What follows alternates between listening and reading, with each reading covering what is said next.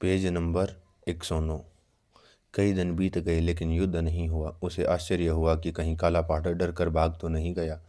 तब नूरुल हसन ने सामने से हमला किया। वह काले कपड़े पहने हुए था। बाराबाग खुश था कि अब काला पहाड़ का अंत होगा। वह समझ रहा था कि काला पहाड़ खुद को हमले की अगुवाई कर रहा है। उसने अपने सिपाही किले की दीवारों और बुर्जों में तैनात कर रखे थे।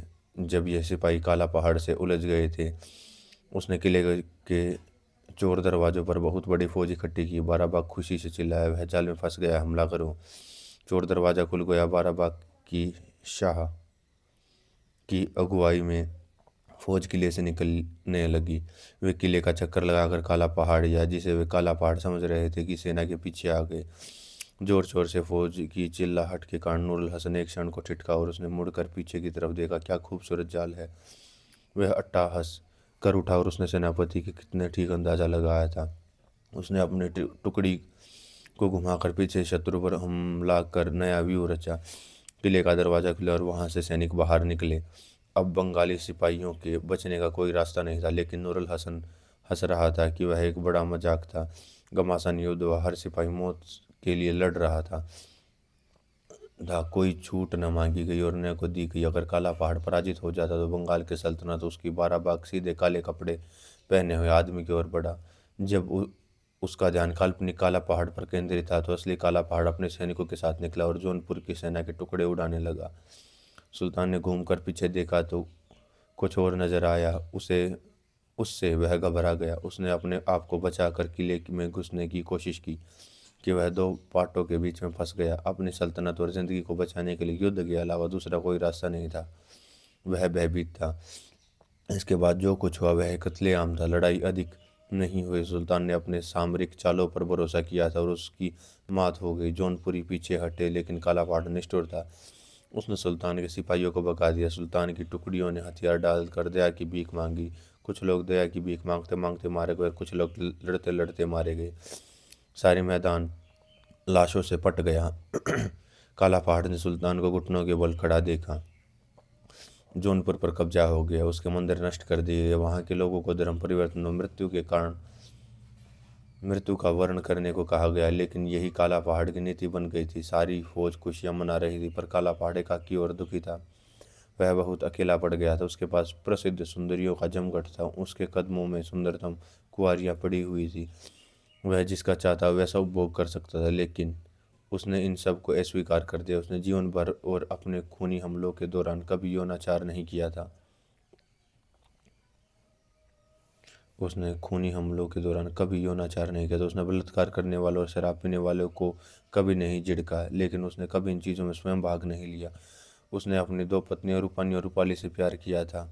वे दोनों कभी उसका सारा संसार थी, और जब दुलारी उसकी ज़िंदगी में आई तो उसका सारा जीवन उसी के चारों ओर केंद्रित हो गया।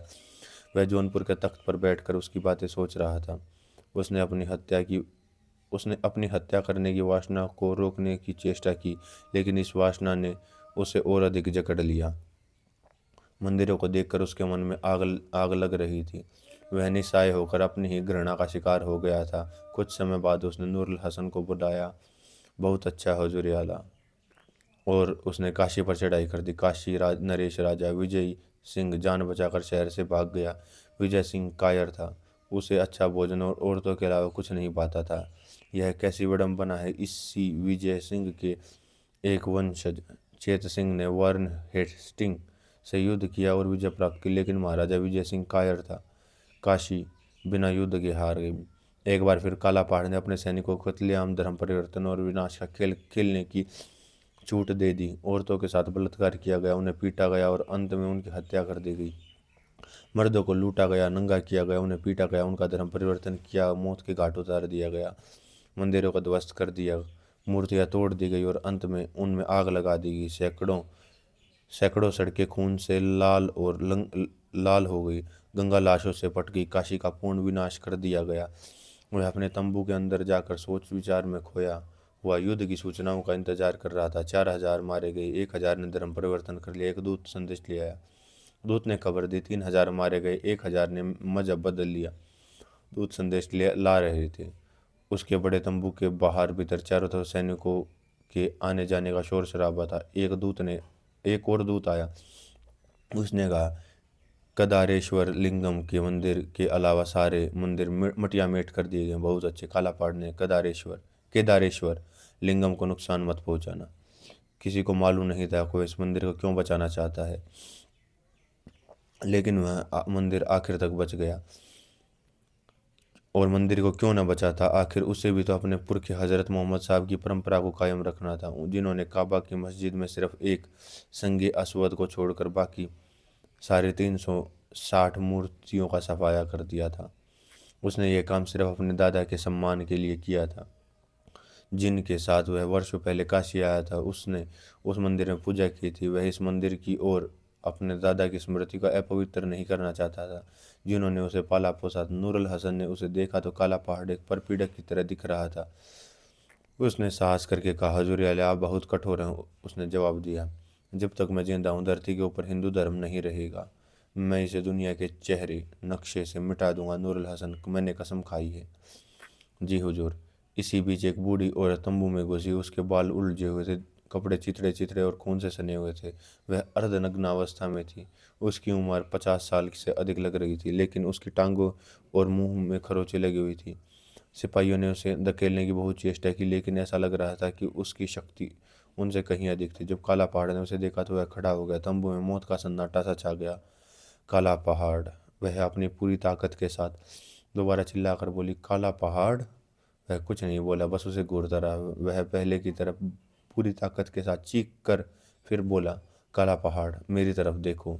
मैं एक बूढ़ी और विधवा औरत हूँ। मेरे साथ जबरदस्ती की गई है। मैं एक हिंदू हूँ काला पहाड़, इसलिए मुझे भी तुम्हारे इस जुल्म के खेल में शामिल कर लिया गया है। तब भी वह नहीं बोला। वह एक बुत की भांति खड़ा हुआ था। मैं कौन हूँ काला पहाड़? तुम मुझे जानते हो? मेरे इस सताए हुए शरीर से अपने मन को संतुष्ट करो। फिर वह कुछ और नहीं बोला। उसकी आंखों में आंसू भरे हुए थे, जो पलकों से बाहर निकलने के लिए जोर लगा रहे थे। अंत में उसकी आंखों में आंसू झरने लगे। नानी माँ, नानी माँ, केवल यही शब्द उसकी जुबान से निकले। हाँ, मैं तुम्हारी नानी माँ हूँ काला पहाड़, इंदुबाला देवी सिसक कर बोली। या मैं तब तुम्हारी नानी माँ थी जब तुम कालाचंद थे, और आज मैं तुम्हारे सामने एक ऐसी औरत के रूप में खड़ी हूँ जो भ्रष्ट हो चुकी है, जो पापिन है, जिसे कभी मोक्ष नहीं मिलेगा। तूने मुझे आवागमन के महाचक्र में फंसा दिया है। मेरा 7 युगों तक मोक्ष नहीं होगा। वह जोर जोर से रो रही थी। फिर उसने अपने मुंह में कोई चीज़ डाल ली।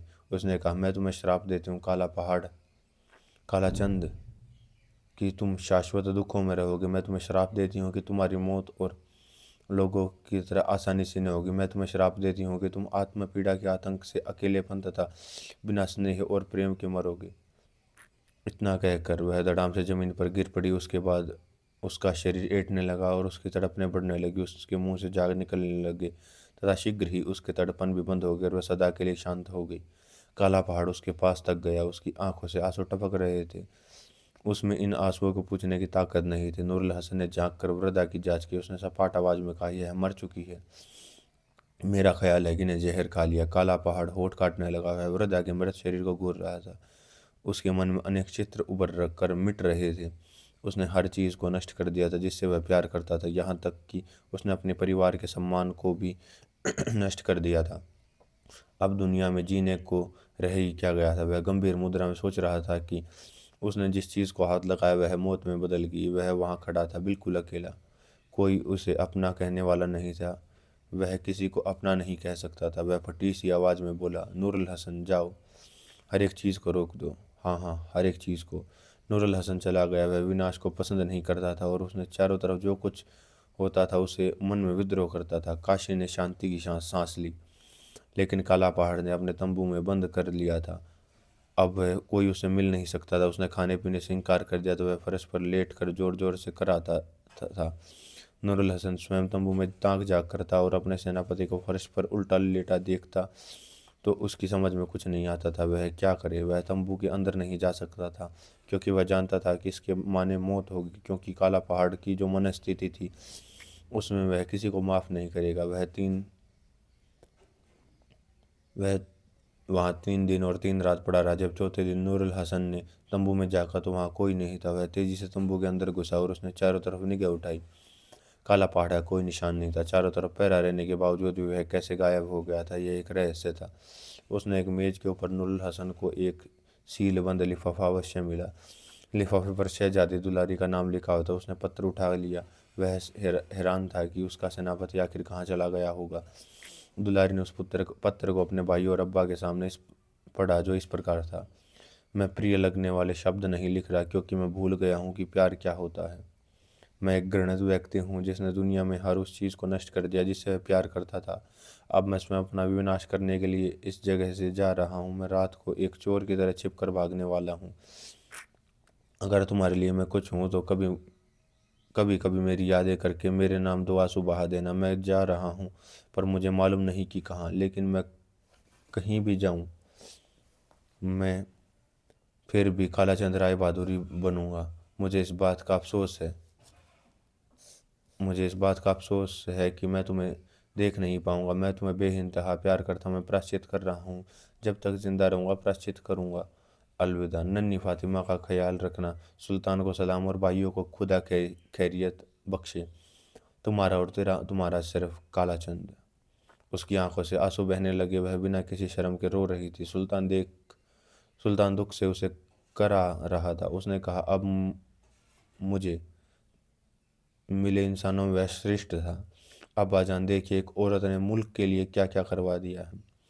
मैंने इस मुल्क को बर्बाद कर दिया है, इसे नष्ट कर दिया है। संसार मुझे दोष देगा, उसे नहीं जो मेरा पति था। अगर मैं उससे प्यार न करती तो यह सब नहीं होता। ओह अब्बाजान, मैं इस दुनिया की सबसे बड़ी पापिन और हत्यारिन औरत हूँ। सुल्तान ने उसे सांत्वना देने की कोशिश की, पर वह शांत न हुई। जब वह अकेली रह गई तो महानंदा की ओर एकटक देखने लगी।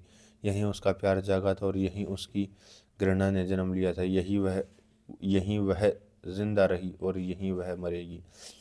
गोधूली में जब कोहरा उठना आरंभ हुआ तो एक एकाकी छाया नदी की ओर जा रही थी। वह छाया घाट के पास जाकर एक क्षण की ओर ठिठकी, फिर सीढ़ियों से उतरकर नीचे चली गई। इसके बाद दुलारी के विषय में किसी ने कभी कुछ नहीं सुना।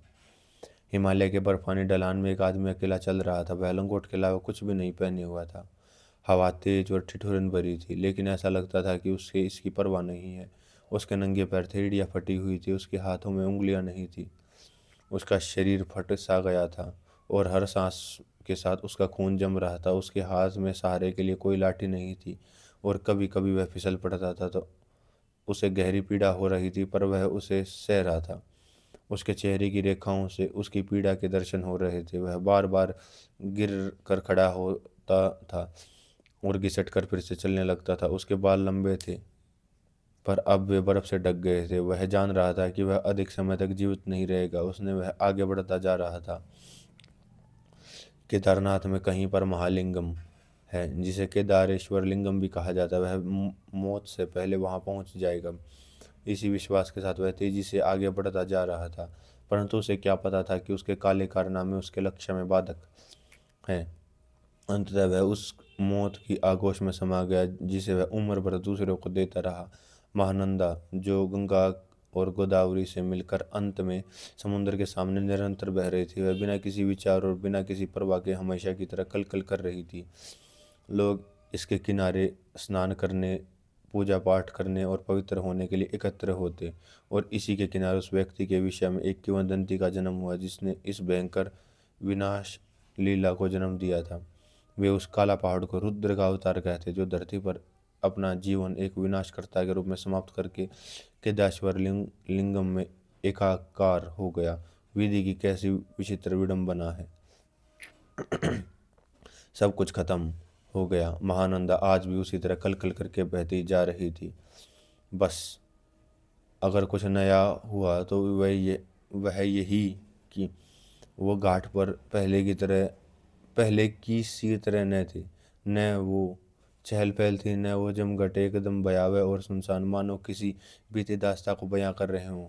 बस अगर नहीं होता तो वो दुलारी और कालाचंद का सा इश्क जन्म नहीं लेगा। उसने काल के विकराल रूप को जन्म दिया।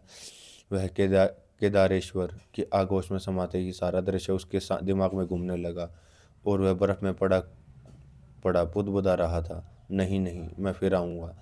बदले की आग ने कभी उसका पीछा नहीं छोड़ा था और अंततः उसने उसके पुराने हिंदू संस्कार जाग उठे थे। यह क्या कर रहे हो? कहीं से अजनबी सी आकाशवाणी हुई। काला पहाड़, ये काफिरों की सी सोच तुम्हारे अंदर कहाँ से आ गई? तुम तो एक सच्चे मुसलमान हो, तुम्हें दोबारा जन्म नहीं लेना है। मेरा पहला जन्म कहाँ से हुआ? काला पहाड़ बुदबुदाया। ये तो अल्लाह ने तुम्हें अपने बंदों की हिफाजत और दीन इस्लाम को महफूज रखने के लिए भेजा था। क्या वह खुदा मुझे दोबारा नहीं भेजेगा? नहीं।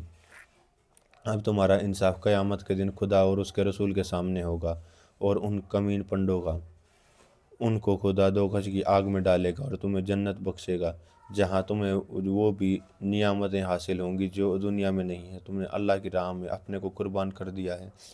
तुम कौन हो? मैं एक फरिश्ता हूँ जो अल्लाह के हुक्म से तुम्हें लेने आया हूँ। तुम मुझे देख नहीं सकते। या अल्लाह, ये कैसा मंजर है? मैं कहाँ जा रहा हूँ? क्या यही सब मेरे नसीब में लिखा था? फिर अचानक फिर आवाज़ आई, दोबारा आकाशवाणी सी हुई। क्या वहाँ भी हिंदू मुसलमान की जगह अलग अलग है? काला पहाड़, ये सब सवाल जवाब सिर्फ खुदा की कचहरी में होंगे। तुम्हें जो कुछ कहना वही कहना। एक ऐसी विचित्र जगह पर उसने अपने आप को पाया उसकी उसने कभी कल्पना भी नहीं की थी, और वह जोर से चीखा चिल्लाया, पर वहाँ उसकी चीख सुनने वाला कोई नहीं था। काला पहाड़, मैं वही तुम्हारी नानी माँ हूँ। मुझे पहचानो। मैं तुम्हें श्राप देती हूँ कि तुम इस आगमन के चक्कर में फंसकर दुख उठाओगे। अरे देखो, ज़ैनेब ने बुढ़ापे में भी एक औलाद को जन्म दिया है। क्या खुदा की कुदरत है? बच्चा बिल्कुल निपट अंधा और उसका कोई हाथ भी नहीं है। या अल्लाह, ऐसी औलाद से तो बे औलाद ही ठीक है। ज़ैनब बिस्तर पर पड़े पड़े दर्द से करा रही थी। पहले ही कौन सा दुख कम था जो अल्लाह ने दुख और दे दिया था। कुछ शर्म करो, अल्लाह को तो मत लगा रही हो। हमीद ने नसीहत भरे स्वर में कहा, गुस्से में भरकर। एक तू है, हर वक्त बंदर की तरह चिपटा पड़ा रहता है और ऊपर से अल्लाह की देन बताता है। चुप कर हरामजादी, तेरे मुंह में खाक। अल्लाह रहम कर अपने बंदों पर। चीखता हुआ हमीद घर से बाहर निकला। अल्लाह ने इस छोटी सी जान पर यह बेरहमी क्यों की?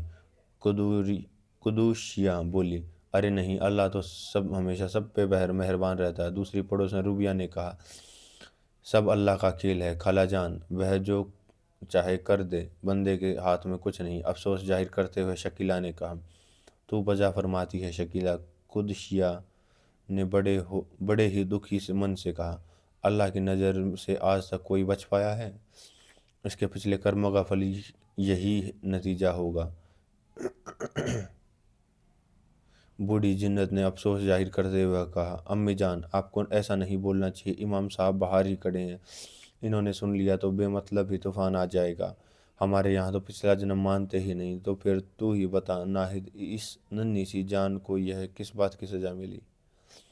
कुछ भी हो अम्मी जान, बीच में ही अपनी लंबी दाढ़ी पर हाथ फेरते हुए इमाम रहमतुल्लाह साहब बोले, यह तो अल्लाह की मर्जी, वह चाहे जो कर सकता है। बस इस बच्चे बच्चे की परवरिश ध्यान से करो। इसको आज से आबिद के नाम से जाना जाए। बच्चा धीरे धीरे 3 साल से बड़ा हो गया कि एक दिन अचानक वह सोते सोते कुछ बड़बड़ाने लगा। इस पर ऊपरी का असर है, ऐसा समझकर जैनब तुरंत मस्जिदों में मौलवी के पास फूंक लगवाने लग गई।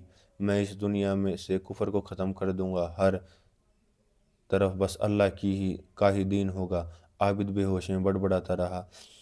इस पर ऐसा लगता है कि शैतान हावी हो गया। मौलवी साहब ने कहा, मैं फतिहा पढ़कर फूंक मार देता हूँ, अल्लाह ने कहा चाहा तो जल्दी ही ठीक हो जाएगा। मायूस जैनब आबिद को लेकर घर पर वापस आ गई, पर बच्चे की तबीयत में कोई सुधार नहीं आता। वह दिन पर दिन और बिगड़ती जा रही थी। मैं भदौरिया जाऊंगा और वहाँ अपने बच्चों से मिलूंगा। जैनब बहुत ध्यान से आबिद की बातें सुन रही थी। या अल्लाह, रहम कर, इस बच्चे का क्या हो गया है? जैनब बहुत दुखी थी। मैं एक शुद्ध वैष्णव ब्राह्मण ही रहूंगा, देखता हूँ मुझे कौन रोकता है। आबिद बेहोशी में बड़बड़ाता रहा। मौलवी साहब हड़बड़ाते हुए जैनब ने कहा, हुजूर देखना मेरे बच्चे का क्या होगा। मौलाना ने बच्चे की नब्ज पकड़ी और कहा, मैं अल्लाह से दुआ करूंगा कि यह ठीक हो जाएगा। तुम हकीम आता खान से 2 खुराक ले आना, हो सके तो बच्चे को साथ ले जाओ। जैनब की गोद में आबिद छटपटा रहा था। अचानक उसे एक हिचकी आई और उसकी गर्दन एक और लुढ़क गई। घबराई हुई तेजी से दौड़ी और हकीम आता खान के पास पहुंच गई। बच्चे पर ऊपरी हवा का बहुत गहरा असर था। ज़ैनब, तुमने आने में देर कर दी, इसे अब सुपर्दे खाक कर दो। हमीद से कहना, सब्र से काम ले। रोती चिल्लाती ज़ैनब आबिद को लिए हुए घर पर ज्यों ही लौटी, वहाँ जमघट लगा हुआ था। सबने अल्लाह से दुआ मांगी, शायद यही सब कुछ उसके हक में था। अल्लाह की मर्जी है, इसमें कोई कुछ नहीं कर सकता। सोचते सोचते सभी अपने घरों को चले गए और तभी पटाक्षेप हो गया न एक होने वाली घटना का, जिसने आज तक जानते हुए कोई समझ नहीं पाया।